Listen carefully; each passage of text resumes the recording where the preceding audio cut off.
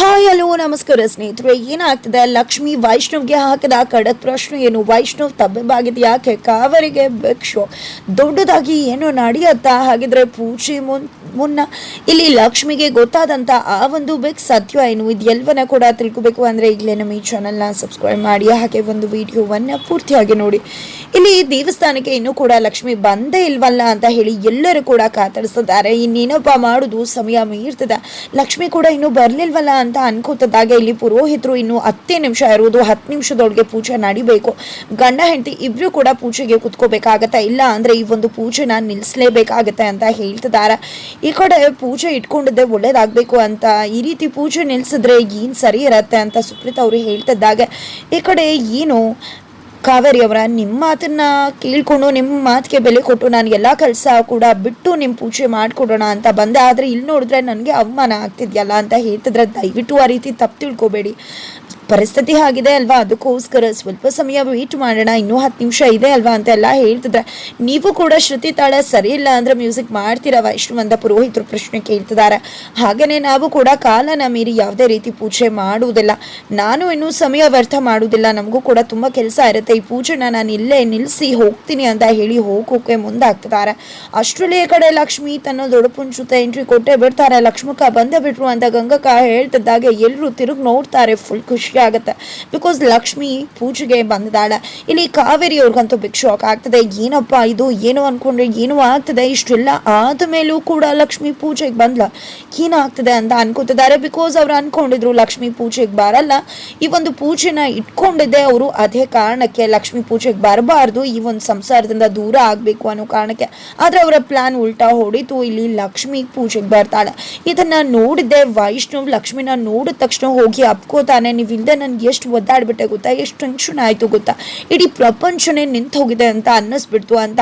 ನಮ್ಮ ಹುಡುಗ ಇಷ್ಟೆಲ್ಲ ಹಚ್ಕೊಂಡ್ಬಿಟ್ಟಿದಾನ, ಅಯ್ಯೋ ನಮ್ಮ ಲಕ್ಷ್ಮಕ್ಕ ಹೇಳ್ದೆ ನಮ್ಮ ಹುಡುಗಂಗೆ ಬದುಕಕ್ಕೆ ಆಗಲ್ಲ ಹೆಂಡತಿ ಬಿಟ್ಟು ಅಂತ ಹೇಳಿ ಇಲ್ಲಿ ಗಂಗಕ್ಕ ಸುಪ್ರೀತ್ ಅವರು ಹೇಳ್ತಿದ್ದಾರೆ. ಆದ್ರೆ ಇಲ್ಲಿ ಲಕ್ಷ್ಮಿಗೆ ಮಾತ್ರ ಸಾಕಷ್ಟು ಪ್ರಶ್ನೆಗಳು ಮನಸ್ಸಲ್ಲೇ ಕಾಡ್ತಿದೆ. ಇದೇನಿದು, ವೈಷ್ಣವ್ ಅವರು ಈ ರೀತಿ ಮಾತಾಡ್ತಿದ್ದಾರೆ, ಆದ್ರೆ ಕೀರ್ತಿನ ಮನಸ್ಸಲ್ಲಿ ಇಟ್ಕೊಂಡು ಗೊಂದಲದಲ್ಲಿದ್ದಾರೆ, ಇವ್ರೀಗ ನಡ್ಕೋತಿರೋದು ನಿಜಾನ ಸುಳ್ಳ ಅಂತ. ಹಾಗಿದ್ರೆ ಲಕ್ಷ್ಮಿ ಹೇಗೆ ದೇವಸ್ಥಾನಕ್ಕೆ ಬರಲ್ಲ ಅಂತ ಹೇಳ್ದವಳು ಪೂಜೆಗೆ ಬಂದ್ಲು ಅಂದ್ರೆ ಫ್ಲಾಶ್ ಬ್ಯಾಕ್ ಇದೆ. ಅಲ್ಲಿ ಲಕ್ಷ್ಮಿನ ದೊಡ್ಡಪ್ಪ ಪ್ರಶ್ನೆ ಮಾಡಿದ್ರು ಕೂಡ ಲಕ್ಷ್ಮಿ ಯಾವ ಸತ್ಯ ಹೇಳ್ದೆ ಹೋಗ್ತಾರೆ.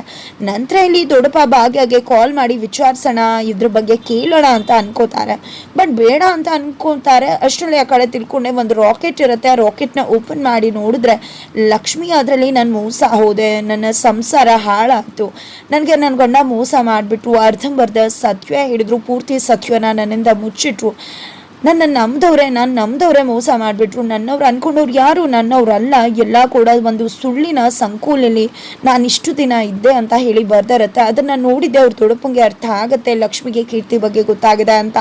ಹಾಗಾಗಿ ಹೊರಗಡೆ ಬಂದದ ಲೆಟರ್ ತೋರಿಸಿ ನಿನಗೆ ವೈಷ್ಣವ್ ಲವರ್ ಕೀರ್ತಿ ಅನ್ನೋ ವಿಷಯ ಗೊತ್ತಾಯ್ತು ಅಲ್ವಾ ಅಂತ ಪ್ರಶ್ನೆ ಮಾಡ್ತಿದ್ರೆ, ನಿಮ್ಗೇನು ಗೊತ್ತಿದೆ ದೊಡ್ಡಪ್ಪ ಇದೆಲ್ಲ ಅಂದಾಗ, ನೋಡಮ್ಮ ಇವತ್ತು ನೀನು ವೈಷ್ಣು ಮೇಲೆ ಕೋಪ ಮಾಡ್ಕೊಳ್ಳೋದ್ರಿಂದ ಯಾವುದೇ ರೀತಿ ಪ್ರಯೋಜನ ಇಲ್ಲ ಅಂದಾಗ ಅವ್ರು ನನ್ನ ಹತ್ರ ಸುಳ್ಳು ಹೇಳಿದ್ದಾರೆ ದೊಡ್ಡಪ್ಪ, ವಿಶ್ವನ ಮುಚ್ಚಿಟ್ಟಿದ್ದಾರೆ ಅಂತ ಹೇಳಿದಾಗ, ಸುಳ್ಳು ಹೇಳಿದ್ದು ನಿನ್ನ ಗಂಡ ಅಲ್ಲ, ಸುಳ್ಳು ಹೇಳು ಹಾಗೆ ಪ್ರಮಾಣ ಮಾಡಿಸ್ಕೊಂಡವರು ಕೂಡ ಸುಳ್ಳು ಪಾಲ್ದಾರಲ್ವಾ, ನಿಜ ಹೇಳಬೇಕು ಅಂದ್ರೆ ಅವರಲ್ವಾ ಮೋಸ್ಗಾರರು, ಇದಕ್ಕೆಲ್ಲ ಕಾರಣ ನಾನಮ್ಮ, ದಯವಿಟ್ಟು ನನ್ನನ್ನು ಕ್ಷಮಿಸ್ಬಿಡು. ವೈಷ್ಣವ್ ಅಂದೇ ನಿನ್ನ ಹತ್ರ ಸತ್ಯ ಹೇಳಬೇಕು ಅಂತ ಹೊರಟು ಬರ್ತಿದ್ದ, ಆದರೆ ಅವತ್ತು ಸತ್ಯ ಹೇಳಬೇಡ ಅಂತ ತಡೆದಿದ್ದ ನಾನು, ನಿನ್ನ ಸಂಸಾರ ಹಾಳಾಗಬಾರ್ದು ಅಂತ. ಆಗ ಅವನು ಸತ್ಯ ಹೇಳಿದೆ ಹೇಗೆ ಮುಚ್ಚಿಡೋದು, ಅದು ತಪ್ಪಲ್ವಾ ಅಂದಾಗ, ಸಂಸಾರ ಉಳಿಸ್ಕೊಳ್ಳೋಕೆ ಆ ರೀತಿ ಸುಳ್ಳು ಹೇಳಿದ್ರೆ ಏನೂ ಕೂಡ ತಪ್ಪಿಲ್ಲ ಅಂತ ನಾನು ಹೇಳ್ದೆ, ಹಾಗಾಗಿ ಪ್ರಮಾಣ ಮಾಡಿಸ್ಕೊಂಡೆ, ಅದಕ್ಕೋಸ್ಕರ ಅವನು ಸುಳ್ಳು ಹೇಳಿದ್ನೆ ಹೊರತು ನಿನಗೆ ಮೋಸ ಮಾಡಬೇಕು ಅಂತಲ್ಲ. ವೈಷ್ಣವ್ ತುಂಬಾ ಒಳ್ಳೆ ಹುಡುಗ, ಅವನ ಹತ್ರ ನೀನು ಈ ರೀತಿ ಕೋಪ ಮಾಡ್ಕೊಳ್ಳೋದು ತಪ್ಪಾಗುತ್ತೆ ಮಗಳೇ, ಯಾಕಂದರೆ ಅಂತ ಗಂಡ ಸಿಗೋದಕ್ಕೆ ನೀನು ತುಂಬ ಅಂದರೆ ತುಂಬ ಪುಣ್ಯ ಮಾಡಿದ್ಯಾ ಅಂತ ಹೇಳ್ತಿದ್ದಾರೆ. ನೀವ್ಯಾಕೆ ದೊಡ್ಡಪ್ಪ ಸತ್ಯ ಹೇಳೋದನ್ನು ತಡೆದ್ರಿ ಅಂದಾಗ ನಿನ್ನ ಸಂಸಾರ ಹಾಳಾಗ್ಬೋದು, ಆ ಮಾತನ್ನು ಕೇಳಿ ನಿನಗೆ ಆಘಾತ ಆಗ್ಬೋದು ಅನ್ನೋ ಕಾರಣಕ್ಕಮ್ಮ ಅಂತ ಹೇಳ್ತಿದ್ದಾರೆ. ಜೊತೆಗೆ ನಿನ್ನ ಹತ್ರ ವೈಷ್ಣವ್ ಎಲ್ಲಿ ಸತ್ಯ ಮುಚ್ಚಿಟ್ಟಿದ್ದಾನೆ, ಪ್ರೀತಿ ವಿಷಯ ಹೇಳಿದ್ದಾನೆ, ಪ್ರತಿಯೊಂದನ್ನು ಹೇಳಿದ್ದಾನೆ, ಅವನ ಮನಸ್ಥಿತಿ ಹೇಳಿದ್ದಾನೆ, ಜಸ್ಟ್ ಹೆಸರನ್ನು ಮಾತ್ರ ಮುಚ್ಚಿಟ್ಟಿರೋದು ಅವನು, ಅದನ್ನು ಹೊರತಾಗಿ ಅವನು ಏನೂ ಕೂಡ ಮುಚ್ಚಿಟ್ಟಿಲ್ಲ ಅನ್ನೋದು ನಿನಗೂ ಕೂಡ ಗೊತ್ತಿದೆ ಅಲ್ವಾ ಅಂತ ಹೇಳ್ತಾರೆ. ಆದ್ರೂ ದೊಡ್ಡಪ್ಪ ಅಂತ ಹೇಳಿದಾಗ ಇಲ್ಲಿ ನೋಡಮ್ಮ, ವೈಷ್ಣವ್ ಯಾವತ್ತೂ ಕೂಡ ನಿನಗೆ ಸತ್ಯ ಹೇಳಬೇಕು ಅಂತಾನೆ ಟ್ರೈ ಮಾಡಲಿಲ್ವಾ, ಯೋಚನೆ ಮಾಡು ಅಂತ ಹೇಳಿದಾಗ ಅಂದು ಮರದ ಹತ್ರ ಹೋಗಿ ಕೀರ್ತಿ ಅನ್ನೋ ಹೆಸರು ಬರೆದದ್ದು. ನಂತರ ಬನ್ನಿ ನೋಡಿ ಅಂತ ಹೇಳಿದಾಗ ಇಲ್ಲಿ ನೋಡಲ್ಲ ಅಂದಾಗ ನನ್ನ ಮನಸ್ಸಿಗೆ ಸಮಾಧಾನ ಆಗಬಾರ್ದ ಅಂದಾಗ ನೀವು ಸತ್ಯ ಹೇಳಿದ್ದೀರಾ ಅನ್ನೋ ಸಮಾಧಾನ ನನಗಿರುತ್ತೆ. ಹಾಗೆ ನಿಮಗೂ ಕೂಡ ನನ್ನ ಹೆಂಡತಿ ಹತ್ರ ಯಾವುದೇ ವಿಷಯ ಮುಚ್ಚಿಟ್ಟಿಲ್ಲ ಅನ್ನೋ ಸಮಾಧಾನ ಇರುತ್ತೆ, ಅಷ್ಟು ಸಾಕು ಅಂತ ಹೇಳಿದು ಎಲ್ಲವೂ ಕೂಡ ಲಕ್ಷ್ಮಿಗೆ ನೆನಪಾಗುತ್ತೆ. ನಂತರ ಈಗ ಪೂಜೆಗೆ ಬರ್ತೀಯ ಅಲ್ವಮ್ಮ ಅಂದಾಗ ಪೂಜೆಗೆ ಬರ್ತೀನಿ ದೊಡ್ಡಪ್ಪ, ಆದರೆ ಪೂಜೆಗೆ ಮುನ್ನ ಒಂದು ಪ್ರಶ್ನೆ ಇದೆ, ಸಂಸಾರ ಅನ್ನೋದು ಅದ್ರ ಮೇಲೆ ನಿಂತಿದೆ ಅಂತ ಹೇಳಿದಾಗ ಏನು ಮಾತಾಡ್ತಿದ್ಯಾ ಲಕ್ಷ್ಮಿ? ಸಂಸಾರ ಅನ್ನೋದು ಸಾಕಷ್ಟು ಬರುತ್ತೆ ಸಂಸಾರದಲ್ಲಿ, ಅದಕ್ಕೆ ಹೊಂದಿಕೊಂಡು ಹೋಗಬೇಕಾಗಿರೋದು ನಿನ್ನ ಕರ್ತವ್ಯ ಅಮ್ಮ ಅಂತ ದೊಡ್ಡಪ್ಪ ಹೇಳ್ತಿದ್ರು ಕೂಡ ಅವ್ರಿಗೆ ಕೀರ್ತಿ ಬಗ್ಗೆ ಇನ್ನೂ ಕೂಡ ಫೀಲಿಂಗ್ಸ್ ಇದೆ. ದೊಡ್ಡಪ್ಪ ನಿಮ್ಗೆ ಯಾರು ಹೇಳಿದ್ರು ಫೀಲಿಂಗ್ಸ್ ಇಲ್ಲ ಅಂತ? ವೈಷ್ಣವ್ ಯಾಕೆ ಗೊಂದಲದಲ್ಲಿದ್ರು, ಲಕ್ಷ್ಮಿ ಕೀರ್ತಿ ಯಾಕೆ ಒದ್ದಾಡ್ತಿದ್ಲು ಅನ್ನೋದು ನನಗೆ ಇವತ್ತು ಅರ್ಥ ಆಗ್ತದೆ. ಇವತ್ತು ಎಲ್ಲ ಕೂಡ ತಿಳಿಯಾಗಿದೆ. ಅವತ್ತು ನನ್ನ ಗಂಡ ನನ್ನನ್ನು ಪ್ರೀತಿ ಮಾಡ್ತಾರೆ ಅಂತ ಕಾಯ್ತಾ ಇದ್ದೆ ಹೊರತು ನನ್ನ ಸುತ್ತಮುತ್ತ ಏನಾಗ್ತಿದೆ ಅಂತ ಅಬ್ಸರ್ವ್ ಮಾಡಿದಿದ್ರೆ ಗೊತ್ತಾಗ್ತಿತ್ತು ದೊಡ್ಡಪ್ಪ.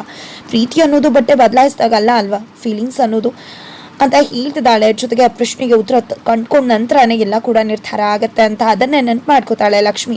ಇಲ್ಲಿ ಕಾವೇರಿ ಅವರು ಅಬ್ಸರ್ವ್ ಮಾಡ್ತಾರೆ, ಎಲ್ಲರೂ ಮುಂದೆ ನನ್ನ ಮಗ ಪುಟ್ಟ ಲಕ್ಷ್ಮಿನ ಅಪ್ಕೊಂಡ್ರು, ಲಕ್ಷ್ಮಿ ಈ ರೀತಿ ಇರೋದು ನೋಡಿದ್ರೆ ಅವಳು ಅಪ್ಕೊಂಡಿಲ್ಲ, ಇದನ್ನ ನೋಡಿದ್ರೆ ಖಂಡಿತ ದೊಡ್ಡದಾಗಿ ಏನೋ ಆಗತ್ತೆ ಅಂತ. ನಂತರ ಪೂಜೆಗೆ ತಡ ಆಗ್ತದೆ, ಬಾ ಲಕ್ಷ್ಮಿ ಕುತ್ಕೋ ಅಂತಂದ್ರೆ ಇಲ್ಲಿ ಲಕ್ಷ್ಮಿ ಮುಂದಕ್ಕೆ ಬರ್ತಿಲ್ಲ. ಬಿಕಾಸ್ ಆ ಪ್ರಶ್ನೆ ಕೇಳ್ಬಿಡೋಣ ಅಂತ ಅನ್ಕೋತಿದ್ದಾಳೆ.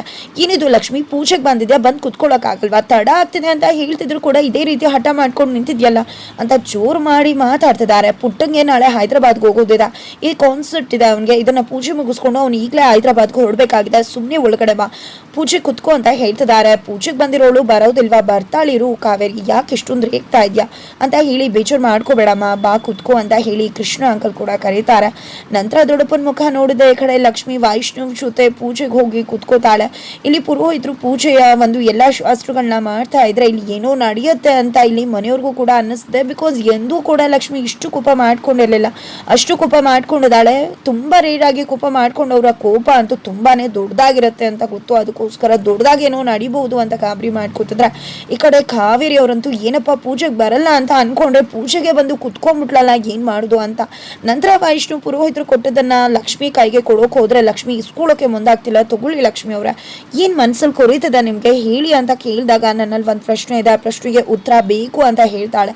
ಪೂಜೆ ಆದ ನಂತರ ನಿಮ್ಮ ಎಲ್ಲ ಪ್ರಶ್ನೆಗಳಿಗೂ ಕೂಡ ನಾನು ಉತ್ತರ ಕೊಡ್ತೀನಿ ಅಂತ ವೈಷ್ಣವ್ ಹೇಳಿದ್ರೆ, ಇಲ್ಲ ಪೂಜೆಗೂ ಮುನ್ನನೇ ಈ ಪ್ರಶ್ನೆಗೆ ಉತ್ತರ ಸಿಗಬೇಕು, ಇಲ್ಲಾಂದ್ರೆ ಈ ಒಂದು ಪೂಜೆ ಮಾಡೋದ್ರಿಂದ ಯಾವುದೇ ರೀತಿ ಪ್ರಯೋಜನ ಇಲ್ಲ, ಪೂಜೆ ಮಾಡ್ತಿರೋದೇ ಸಂಸಾರ ಚೆನ್ನಾಗಿರ್ಬೇಕು ಅಂತ ಆ ಉತ್ತರದ ಮೇಲೇನೆ ಇದೆಲ್ಲ ಕೂಡ ನಿಂತಿರುವುದು ಅಂತ ಹೇಳಿದಾಗ ವೈಷ್ಣವ್ಗೆ ಶಾಕ್ ಆಗುತ್ತೆ.